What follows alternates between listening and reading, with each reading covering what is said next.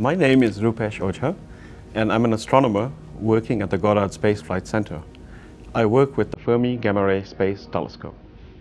What we have been able to establish for the first time is an individual blazar as a potential birthplace of an individual neutrino. The Fermi Gamma Ray Space Telescope has an instrument called the Large Area Telescope, which we use to monitor the gamma ray sky, the highest energy electromagnetic band. And we just noticed that there was a tremendous increase in the amount of gamma ray light coming from this one extragalactic blazar. A blazar is an extremely powerful variable galaxy that is powered by a supermassive black hole. It went up not by a little bit, not by a few percent.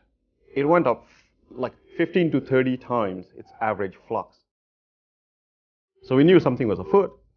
Later on, it turned out to be coincident both in time and in space with the neutrino that was detected by IceCube. IceCube is a neutrino telescope located at the South Pole, or to be more precise, under it. It consists of over 5,000 detectors that are spread out into a cube about 1 kilometer on each side. It's the world's biggest and its coolest telescope. So a neutrino is an incredibly small particle. It moves almost at the speed of light. It is nearly massless.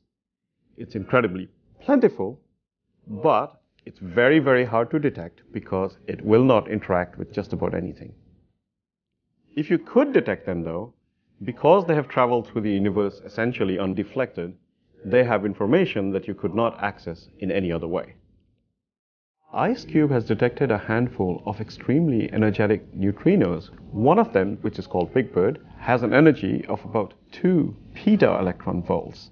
To give you an idea of how much energy that is, it is about 1 million times the energy of a dental X-ray. IceCube sees too large a patch of sky to let us determine exactly which blazar Big Bird came from. The enormous increase in gamma ray flux seen by LAT and radio flux by other Toonami telescopes let us finger the exact blazar which is responsible for Big Bird. We have long suspected that blazars are the birthplaces of such neutrinos. What we have been able to establish for the first time is an individual blazar as a potential birthplace of an individual neutrino. This is the first time that we can point and say that blazar is where this neutrino came from. Blazars are the brightest, steadily shining objects in the universe. However, many of the most basic questions about them, such as what is producing this tremendous amount of energy, remain open and unanswered. The same process that produces this neutrino could also produce gamma rays, and that would move us closer to an understanding of emission from near black holes in blazars.